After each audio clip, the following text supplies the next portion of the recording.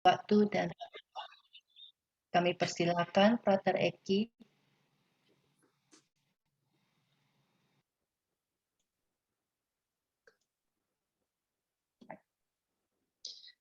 Ibu Bapak, Saudara-saudari sekalian, selamat malam, selamat berjumpa kembali. Pada kesempatan ini saya akan membagikan buah permenungan yang dirumuskan dalam sebuah tema yang tidak terlalu asing kiranya bagi kita. Tak ada yang kebetulan. Mungkin secara sederhana kita akan langsung membuat kesimpulan atau masing-masing bisa menarik refleksinya. Tapi biasanya untuk tema yang agak familiar seperti ini, kayak di awal ini saya mengajak kita untuk nanti merefleksikannya secara yang lebih mendalam, juga dengan perspektif yang baru, kurang lebih begitu. Saya mohon izin untuk share screen.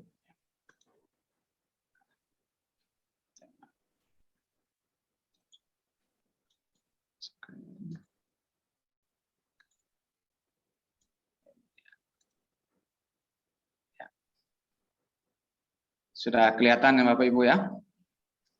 Ya, baik, terima kasih. Nah, ini dia, tak ada yang kebetulan. Tak ada yang kebetulan. Jadi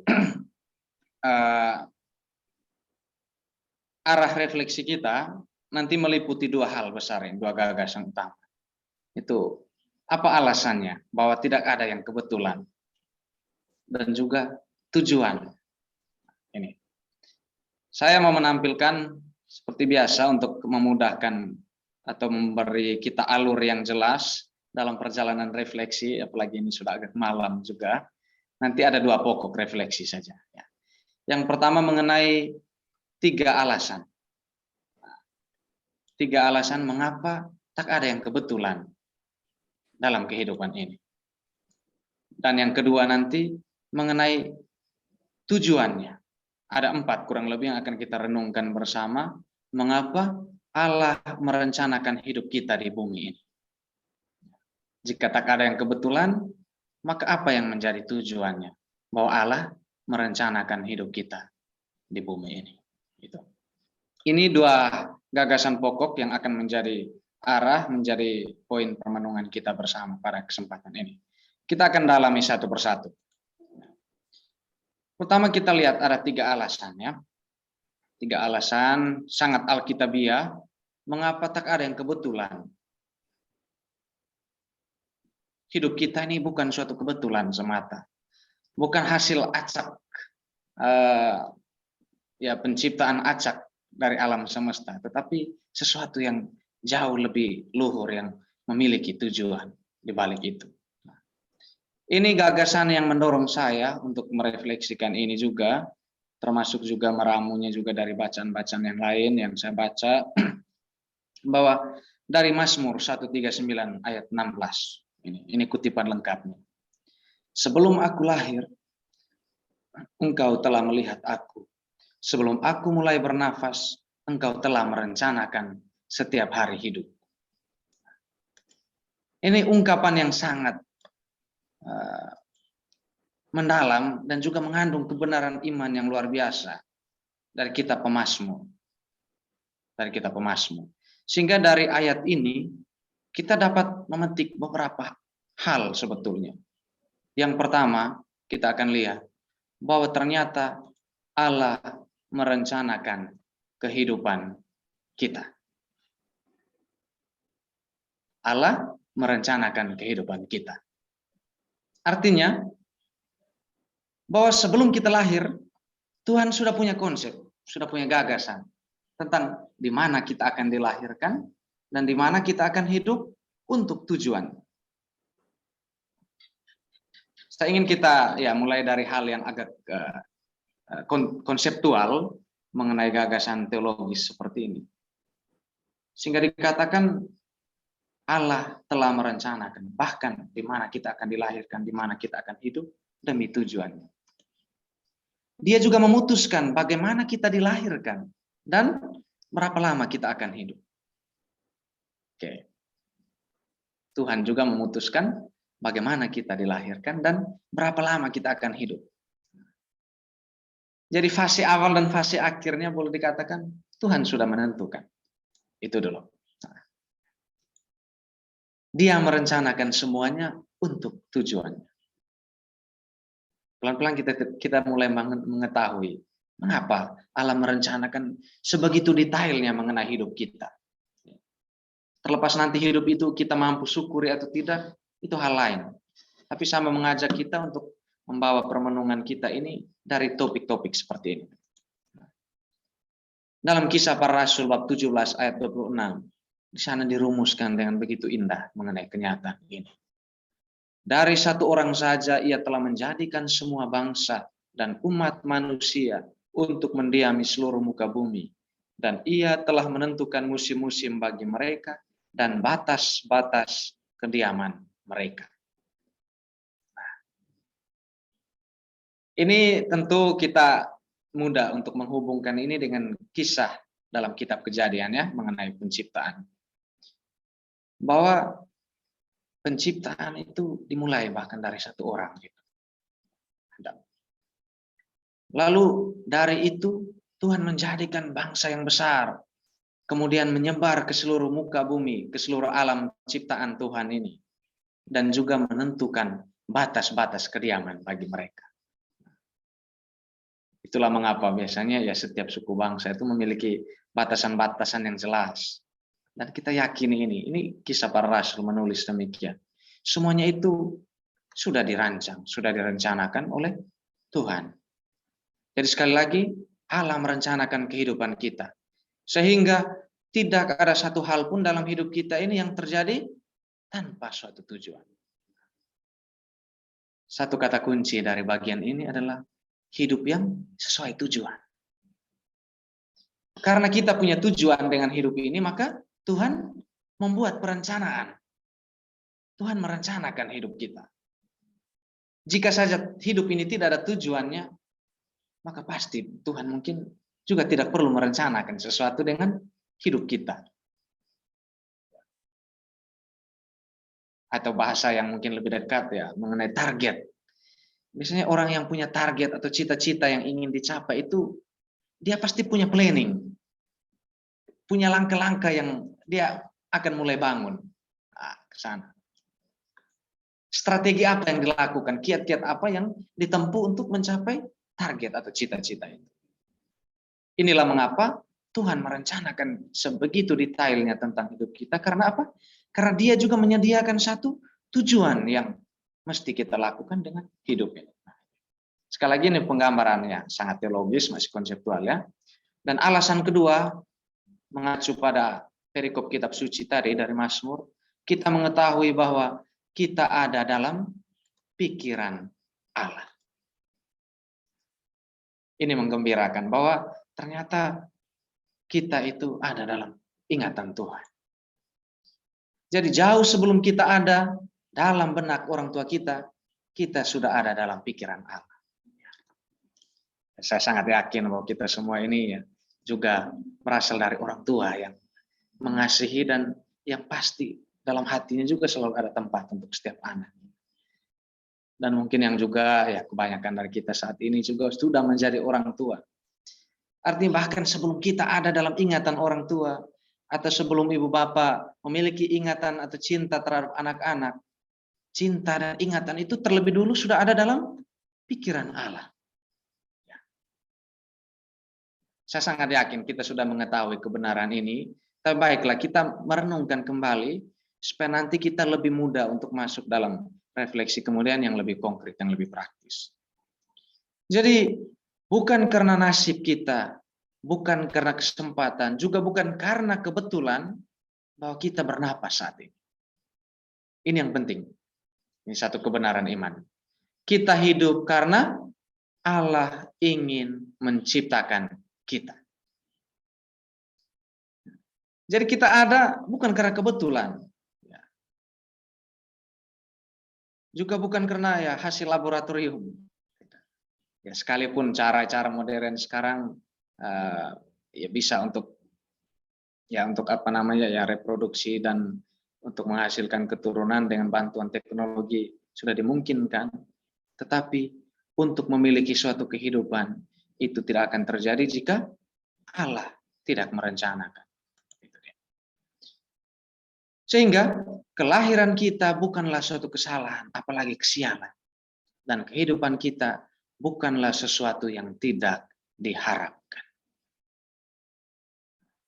Poin ini bagi saya sangat penting untuk mengajak semua orang untuk mulai berpikir bahwa hidup saya ini bukanlah hidup yang tidak diharapkan.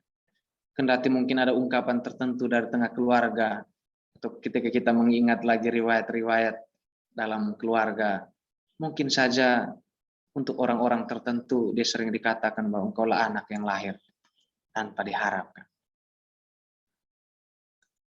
Atau ungkapan-ungkapan lain yang juga bisa saja melukai. Tetapi inilah kebenaran iman kita, yang mesti kita yakini bahwa kehidupan kita bukanlah sesuatu yang tidak diharapkan.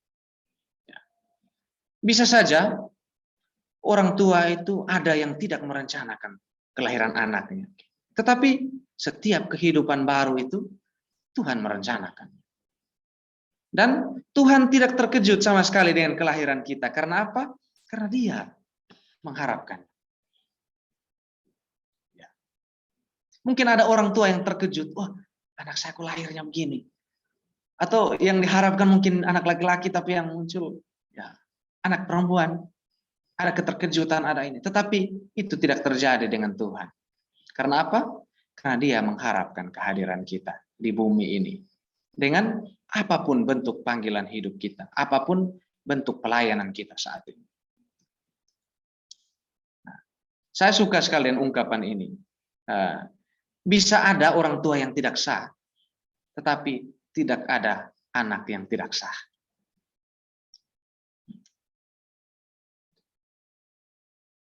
Bahwa orang tua yang tidak sah itu, ya, kita bisa setuju bahwa itu bisa saja ada. Tetapi tidak ada seorang pun anak yang tidak sah. Karena apa? Karena konsepnya tadi, bahwa Allah merencanakan setiap kehidupan kita. Bahwa kita ada dalam pikiran Allah. Ini saya kira menjadi berita gembira untuk kebanyakan ya di zaman sekarang. Kita tahu ada begitu banyak anak-anak yang tidak beruntung.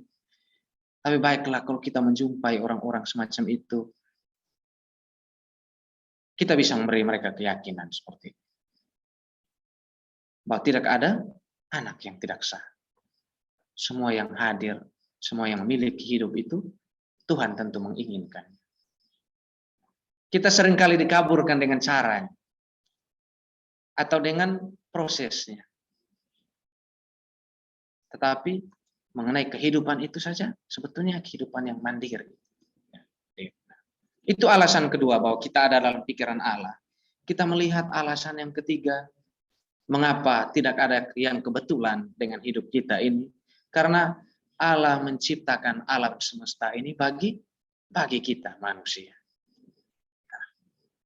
Sama mengantar kita untuk melihat secara lebih luas lagi. Jadi kehidupan ini semata-mata bukan soal manusianya, tapi juga keseluruhan alam ciptaan. Bahwa semuanya itu diciptakan untuk menopang kehidupan manusia. Disitulah gagasan utamanya.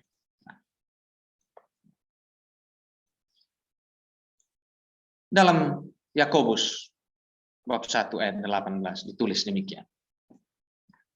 Atas kehendaknya sendiri, Ia telah menjadikan kita oleh firman kebenaran, supaya pada tingkat yang tertentu menjadi anak sulung di antara semua ciptaannya. Ini menarik. Jadi kita ini, menurut surat Rasul Yakobus ini adalah yang sulung dari semua ciptaan. Mungkin ada sedikit kebingungan, karena dari urutan penciptaan itu kan kita tahu, justru manusia itu diciptakan pada hari yang ke-6. Artinya kita diciptakan setelah yang lainnya. Ya, alam ciptaan dibentuk tuh, langit dan bumi dipisahkan, hewan melata dan ternak segala macam itu. Tetapi mengapa kok kita disebut sebagai yang sulung dari semua ciptaan? Karena alam ciptaan dan segala isinya itu semuanya diciptakan untuk menopang kehidupan manusia. Istimewanya di situ. Jadi itulah mengapa ini satu gagasan yang paling luas dan paling mendasar yang mungkin perlu kita pegang, bahwa mengapa kehidupan kita ini bukan sesuatu yang kebetulan. Karena alam ciptaan ini pun Tuhan siapkan terlebih dahulu untuk kita. Jadi Tuhan tidak menempatkan manusia itu di atas bumi yang kosong, tetapi menempatkan kita di atas bumi yang sudah memiliki isi dan segala kelengkapannya untuk memenuhi kehidupan. Ini seperti mengajar teologi penciptaan lagi Bu Bapak ya. Bersabar sebelum kita masuk ke refleksi yang lebih konkret. Baik. Jadi betapa Allah itu begitu mengasihi dan menghargai kita. Maka alam ini pun dirancang dan dibuat dengan kekhususan-kekhususan yang tepat yang memungkinkan manusia bisa hidup. Inilah mengapa dari sekian banyak planet yang ada di muka bumi, ya tata surya kita ini hanya salah satu sebetulnya. Tapi kok hanya bumi ini yang memenuhi syarat untuk menjadi tempat manusia hidup. Artinya bumi ini telah dirancang dan dibuat dengan kekhususan yang tepat yang memungkinkan kita bisa hidup di atasnya. Meskipun belakangan ya mulai banyak teknologi yang ini, apalagi mulai ada kampanye-kampanye di media sosial katakan bahwa bersiap-siap manusia akan eksodus ke Mars pada saatnya. Kita andaikan saja ya itu mungkin, tetapi bisa terjadi bukan pada generasi kita. Bukan pada generasi saya. Allah membentuk bumi ini bukan supaya kosong, tetapi Ia membentuknya untuk didiami. Sekali lagi kerangkanya. Jadi bumi diciptakan terlebih dahulu, dilengkapi dengan segala kelengkapan yang ada di dalamnya untuk didiami oleh manusia. Sama halnya Tuhan menyediakan satu rumah, satu bangunan yang bagus untuk dihuni. Tetapi tidak cukup hanya rumah itu, di dalam ada perabotannya juga, sudah ada piring gelas, sudah ada sofa, ada kursi, meja, dan segala macam. Artinya sebelum kita ditempatkan dalam rumah baru itu, di dalam bumi baru itu, Tuhan terlebih dahulu menyiapkan perlengkapan yang dibutuhkan. Jadi kita diciptakan sebagai sasaran khusus dari kasih Allah. Allah menjadikan kita supaya Dia bisa mengasihi kita. Inilah satu jawaban lain dari pertanyaan, apa alasannya Tuhan menciptakan manusia? Pertama-tama sebetulnya adalah supaya kita menjadi sasaran dari kasih Allah. Allah menjadikan kita supaya apa? Supaya Dia bisa mengasihi kita.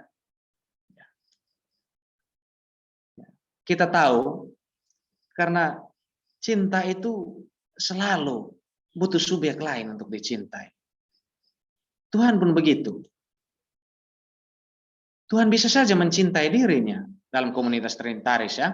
Mencintai Bapa, mencintai Putra, Putra mencintai Roh Kudus dalam persekutuan Triniter. Tetapi ternyata Tuhan pun ingin dicintai oleh ciptaan. Itulah mengapa kita juga diadakan, ditetapkan sejak awal mula.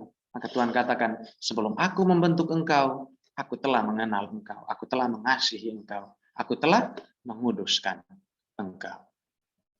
Inilah 3 alasan mengapa tidak ada yang kebetulan dengan hidup kita. 3 alasan. Mengapa Allah menetapkan kita, mengapa Allah selalu memikirkan kita, bahwa kita ada dalam pikiran Allah, dan mengapa Allah menciptakan alam semesta ini bagi manusia. Maka poin yang lebih konkret, kita akan maju pada gagasan mengenai tujuan. Mengapa Allah merencanakan hidup kita di bumi ini? Ini pertanyaan yang penting, yang mungkin jarang untuk kita refleksikan. Jarang untuk kita renungkan. Mengapa saya ini diciptakan Tuhan di bumi ini, dan bukan secara kebetulan, tetapi karena Tuhan merencanakan. Mengapa kira-kira? Kita akan lihat Alasan yang pertama adalah bahwa kita diciptakan untuk melayani. Tujuan kita direncanakan Tuhan untuk ada di muka bumi ini pertama-tama adalah untuk melayani. Kita diciptakan untuk melayani. Santo Paulus menulis demikian dalam Efesus bab 2 ayat 10. Allah membentuk kita supaya kita melakukan hal-hal yang baik yang sudah dipersiapkannya untuk kita. Oke. Jadi ketika Tuhan mengantar kita ke atas bumi ini, memberi kita kehidupan yang indah, yang istimewa, dan yang kadang tidak selalu manis ini, Tuhan sudah menyiapkan tujuan bagi kita. Kita diciptakan untuk melayani. Itulah tujuan yang pertama dan paling utama sebetulnya. Untuk melayani. Jadi, kapanpun kita melayani orang lain, dengan cara apapun itu, kita sebenarnya sedang melayani Allah dan memenuhi salah satu tujuan hidup kita. Sekali lagi, kapanpun kita melayani orang lain dengan cara apapun, kita sebenarnya sedang melayani Allah dan memenuhi salah satu tujuan kita. Tujuan yang pertama tadi apa? Kita diciptakan untuk melayani. Itulah mengapa Tuhan merencanakan sesuatu bahkan sangat detail tentang kehidupan kita agar kita bisa menjadi pelayan Tuhan. Gagasannya. Ini yang dikatakan Tuhan kepada Nabi Yeremia. Sebelum aku membentuk engkau dalam rahim ibumu, aku telah memilih engkau, dan sebelum engkau keluar dari kandungan, aku telah menguduskan engkau. Perikop ini sering kita dengar. Dan biasanya Ibu Bapak ini juga menjadi perikop yang favorit. Biasa dijadikan moto-moto, misalnya kaul kekal, para suster, para frater, atau moto-moto tabisan. Ya mungkin juga moto hidup perkawinan ya. Ya, bisa jadi. Ini mau mengatakan bahwa ya perikop ini sangat populer, tetapi apakah refleksinya juga cukup mendalam kita ingat, kita pegang. Nah, jadi kita ditempatkan di bumi ini untuk suatu tugas khusus. Nah, pertanyaannya, konkretisasinya, apa saja tugas-tugas khusus itu?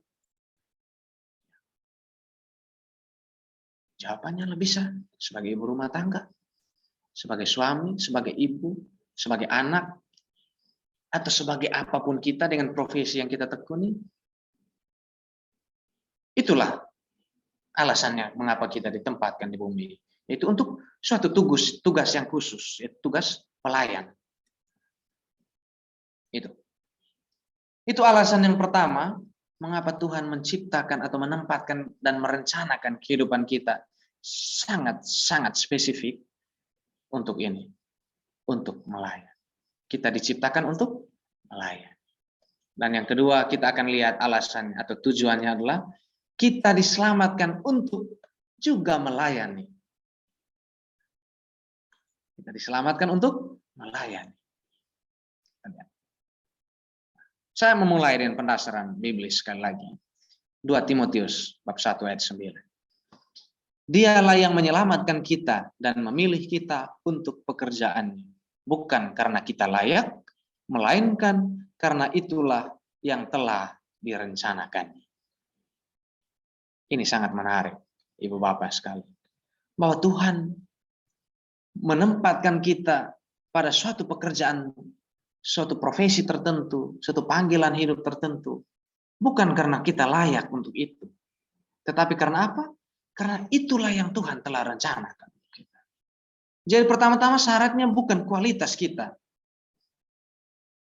Bukan kapasitas yang kita miliki. Bukan kesempurnaan yang kita punya. Tetapi karena apa? Karena Tuhan telah merencanakan itu. Ya. Ini menjadi penting. Saya kira juga ketika kita merefleksikan misalnya peran kita dalam masyarakat, peran kita dalam gereja. Dalam saat-saat tertentu mungkin kita merasa bahwa saya tidak layak untuk ini. Tapi baiklah, yakinkan diri kita. Seperti Santo Paulus meyakinkan sahabatnya ini Timotius, bahwa bukan karena kita layak, maka Tuhan mempercayakan kita pekerjaan ini. Tetapi karena itulah yang telah direncanakan Tuhan bagi hidup kita. Jadi pertama-tama syaratnya bukan kelayakan, bukan karena kita mampu, bukan karena kita sanggup, tetapi karena Tuhan yang menginginkan itu terjadi. Karena Tuhan yang menempatkan misi itu, kita lakukan dengan hidup kita. Jadi kita diselamatkan untuk melayani, karena itu Allah menebus kita supaya kita pun bisa melakukan pekerjaan kudus-Nya.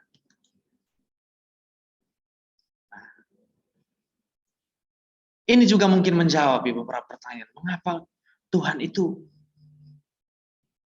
memilih untuk menebus, mengampuni, dan memulihkan hubungan kita dengan, atau menyelamatkan kita? Salah satu jawaban yang bisa kita pakai adalah ini. Bahwa Allah menebus kita, Allah menyelamatkan kita itu supaya kita bisa melakukan pekerjaan kudus.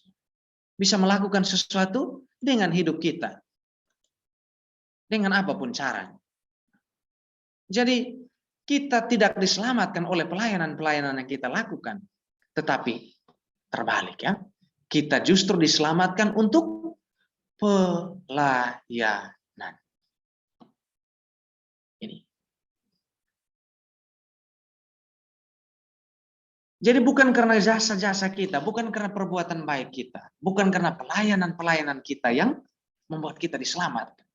Tetapi terbalik. Tetapi kita diselamatkan untuk berbuat baik, untuk melayani, untuk berbuat sesuatu dengan hidup kita. Ini jawaban paling mendasar sebetulnya dari teologi keselamatan. Sehingga juga menjawab seringkali ya perdebatan, sebetulnya yang menyelamatkan kita itu apa sih? Apakah iman kita, perbuatan kita, atau apa?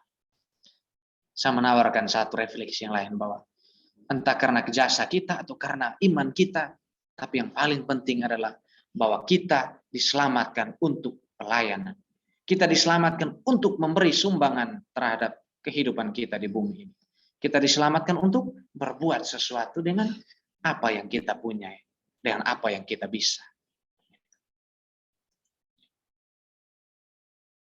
Inilah yang diajarkan Santo Yohanes.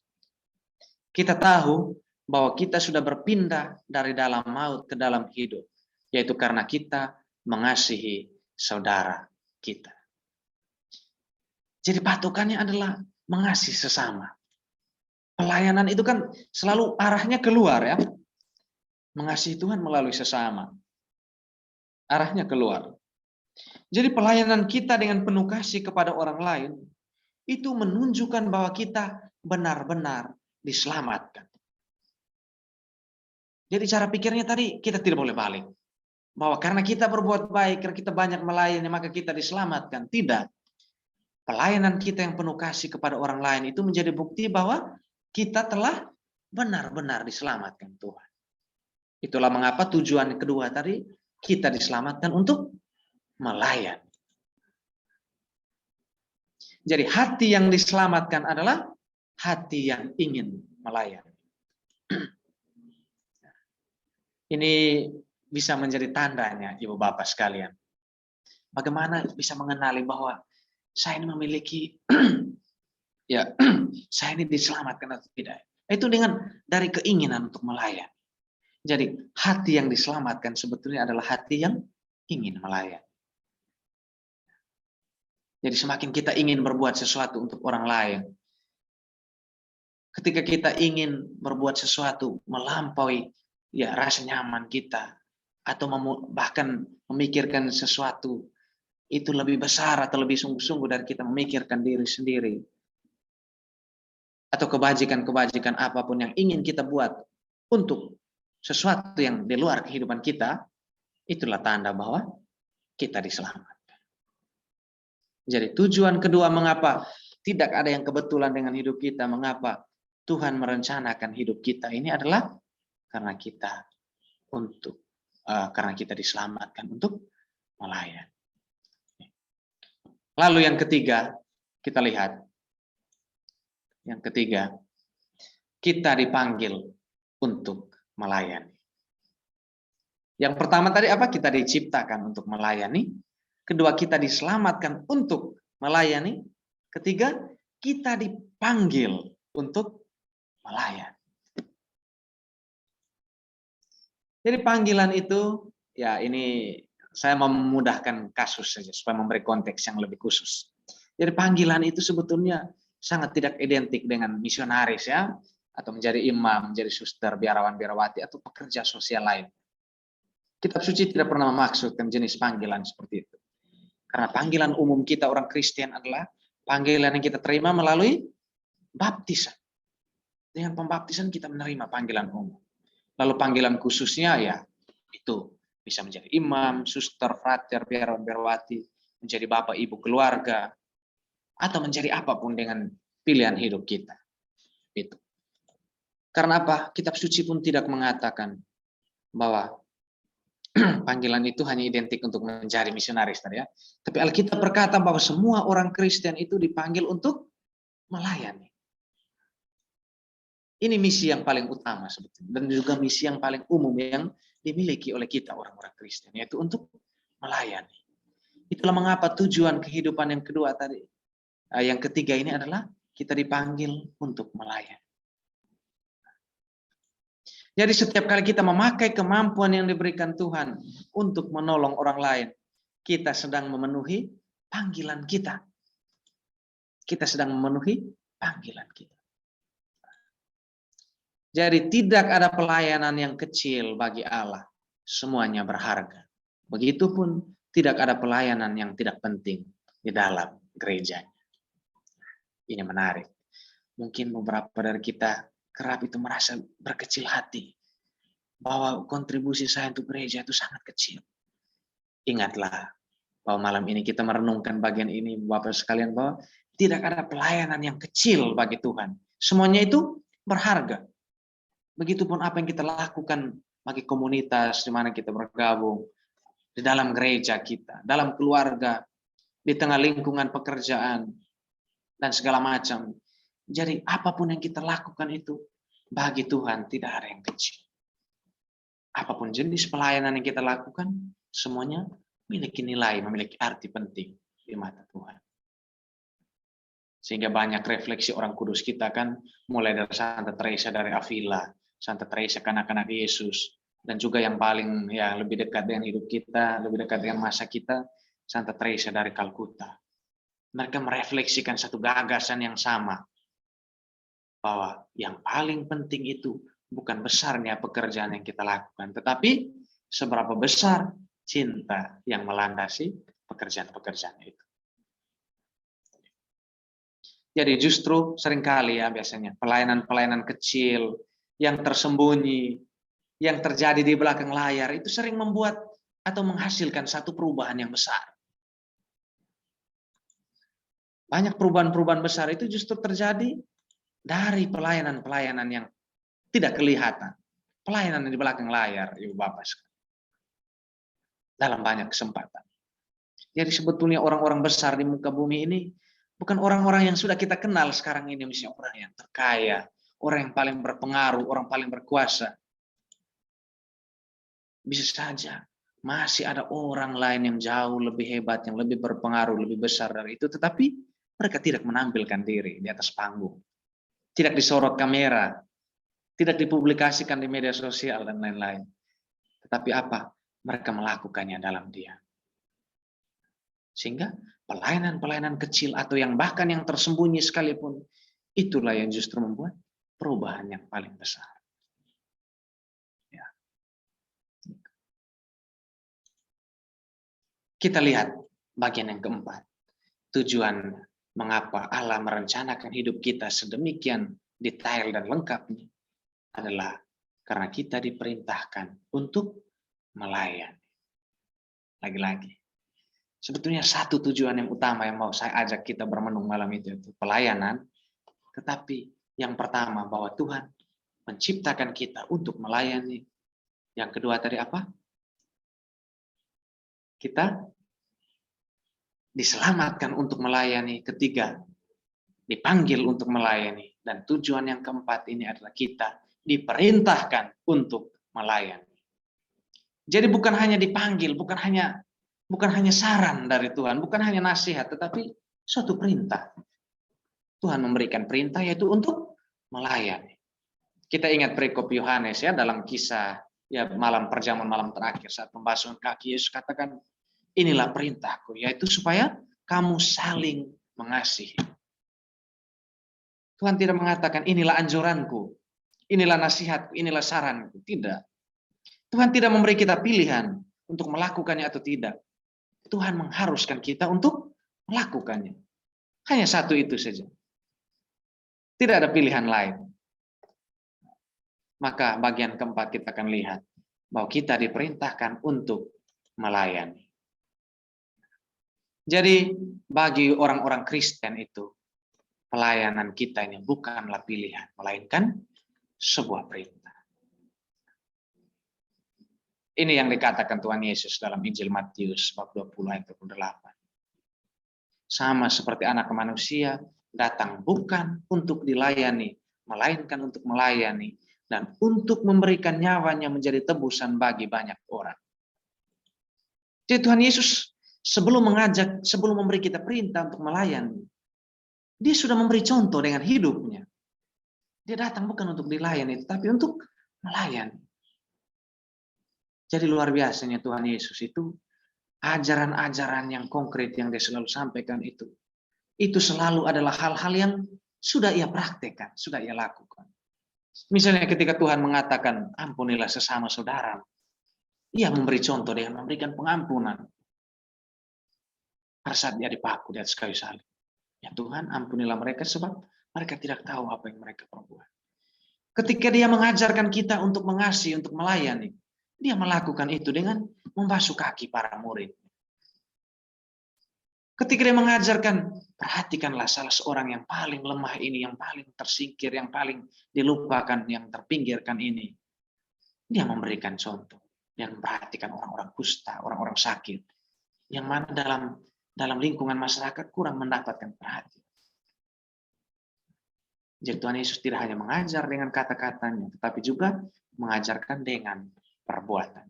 Itulah mengapa ketika Tuhan memberikan kita perintah, ini bukan sesuatu yang abstrak. Kita sudah dapat gambaran, kita sudah lihat contohnya, bahkan dari hidup Tuhan Yesus sendiri. Bagaimana sih caranya untuk melayani? Bagaimana caranya untuk mengampuni? Bagaimana caranya untuk mengasihi? Tuhan sudah lakukan itu. Dia sudah memberi kita contoh untuk itu. Nah, jadi Tuhan Yesus mengajarkan bahwa kedewasaan rohani itu tidak pernah merupakan tujuan. Kedewasaan adalah untuk pelayanan, kita bertumbuh untuk memberi. Ini poin. Jadi kehidupan rohani yang baik itu bukan tujuannya. Kedewasaan rohani itu bukan tujuan terakhir yang kita capai. Tetapi pelayanan. Setelah kita memiliki kematangan iman yang cukup, apa yang kita buat sebagai buahnya? Itu yang Tuhan tuntut sebetulnya. Begitu. Iman yang bertumbuh tanpa pelayanan itu sama saja dengan kerohanian yang beku, atau menurut Rasul Yakobus itu iman yang mati. Iman yang mati. Dan iman yang bertumbuh, meskipun dikatakan dia secara rohani itu, hidup rohaninya itu luar biasa sekali. Sampai dijuluki tabernakel berjalan. Atau dijuluki alive saint, orang kudus yang hidup. Tetapi kita tidak lihat ada karya apa yang dilakukan. Artinya kerohanian yang baik itu, iman yang bertumbuh itu mesti diwujudkan dalam karya nyata, dalam pelayan. Itulah mengapa Rasul Yakobus katakan iman tanpa perbuatan adalah mati.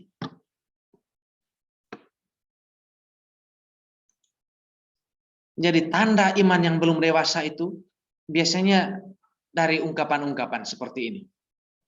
Dari ungkapan seperti ini. Gereja atau komunitas manakah yang bisa memenuhi kebutuhan saya dan yang bisa memberkati saya?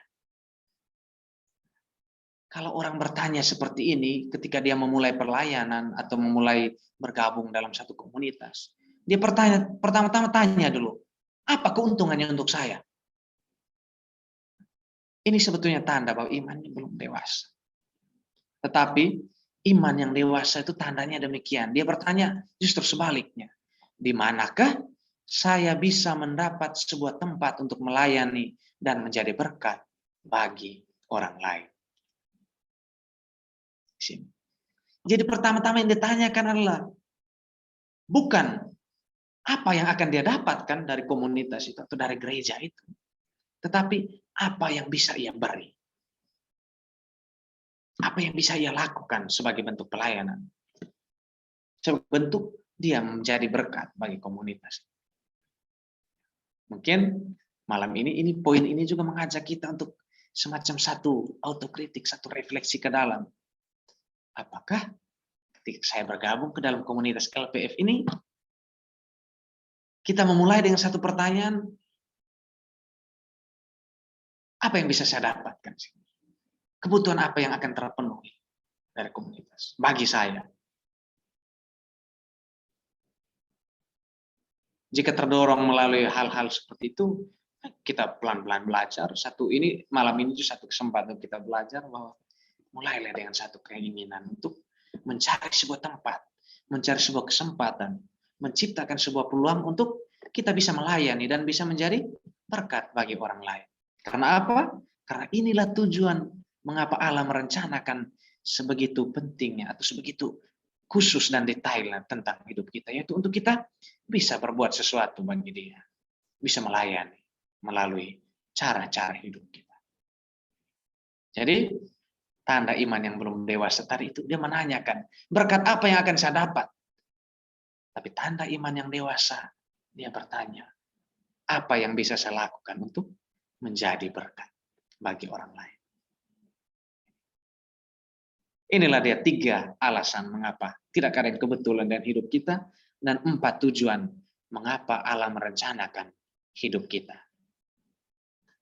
Sehingga kita tiba pada satu refleksi penutup, sama mengajak kita untuk memberi penegasan mengenai hal-hal ini. Yang pertama, bahwa Allah ingin memakai kita untuk membuat perubahan di dalam dunianya ini. Jadi Allah ingin bekerja melalui kita. Allah ingin bekerja melalui kita. Saya membaca satu kisah yang menarik yang terjadi di pedalaman Tiongkok.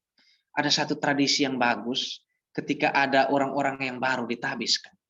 Selalu kata peneguhannya itu dikatakan begini, bersyukurlah kita karena sekarang Tuhan sudah memiliki mata yang baru, Tuhan sudah memiliki telinga yang baru, Tuhan sudah memiliki tangan yang baru, Tuhan sudah memiliki kaki yang baru.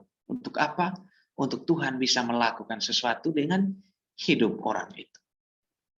Jadi setiap orang yang masuk ke dalam gereja, setiap orang yang dibaptis, selalu diteguhkan dengan kata-kata itu. Bahwa kita adalah tangan Tuhan, kita adalah kaki Tuhan, kita adalah hati Tuhan, mata kita adalah mata Tuhan, dan segala kemampuan yang kita miliki adalah sesuatu yang Tuhan siapkan, Tuhan rencanakan supaya apa? Supaya melalui itulah Tuhan bekerja melalui yang kita miliki itu. Jadi yang penting bukanlah jangka waktu kita hidup, tetapi sumbangsihnya. Bukan berapa lama kita hidup, tetapi bagaimana kita hidup. Ini. Jadi yang penting, sehingga dikatakan hidup yang panjang itu adalah hidup yang cukup baik. Tetapi hidup yang baik selalu adalah hidup yang cukup panjang. Jadi bukan jangka waktunya yang penting, tetapi isinya. Sumbangsi kita seperti apa. Bukan berapa lama kita hidup, tetapi bagaimana kita hidup. Itu yang paling menentukan. Sehingga banyak nasihat itu selalu mengatakan begini, nasihat-nasihat terutama yang paling populer bahkan yang berkembang seperti ini. Nasihat untuk bisa mendapatkan sebanyak-banyaknya dari hidup ini. Mengumpulkan sebanyak mungkin berkat. Sebanyak mungkin kepunyaan, kepemilikan, dan segala macam. Tetapi kita lupa untuk mengingat satu nasihat yang paling mendasar tentang hidup, yaitu nasihat untuk kita tidak hanya hidup untuk mengambil sesuatu dari hidup ini, tetapi juga untuk memberikan sesuatu kembali. Artinya yang paling penting adalah tentang sumbangsi kita. Jadi bukan semata-mata seberapa banyak berkat yang kita terima dengan hidup ini, tetapi yang paling mendasar yang ingin Tuhan lakukan, ingin kita lakukan dengan hidup kita adalah kita bertanya, seberapa banyak yang saya bisa lakukan untuk bisa menjadi berkat bagi banyak orang. Itu dia. Sebagai penutup, oleh-oleh seperti biasa saya menitipkan pertanyaan reflektif ini bagi kita. Baiklah, kita merenungkan, hal apakah yang menghambat saya saat ini untuk menerima dan melakukan panggilan Tuhan untuk melayani Dia? Untuk pendalaman pribadi ya. Tanyakan ini, apakah yang menjadi hambatan terbesar saya saat ini, sehingga itu membuat saya belum bisa untuk menerima panggilan Tuhan untuk melayani Dia melalui sesama saya. Misalnya, mungkin ada 1-2 hal yang masih mengganjal dalam diri kita. Tanyakanlah itu. Ini menjadi satu ya oleh refleksi untuk mengendapkan refleksi kita malam ini, sehingga paling tidak seperti kata Nabi Yesaya, firman Tuhan itu tidak akan kembali sebelum dia menghasilkan buah. Semoga meskipun kita tidak mengingat seluruhnya poin-poin ini, tetapi kita disentuh oleh 1-2 bagian. Itu bagi saya sudah cukup. Karena apa?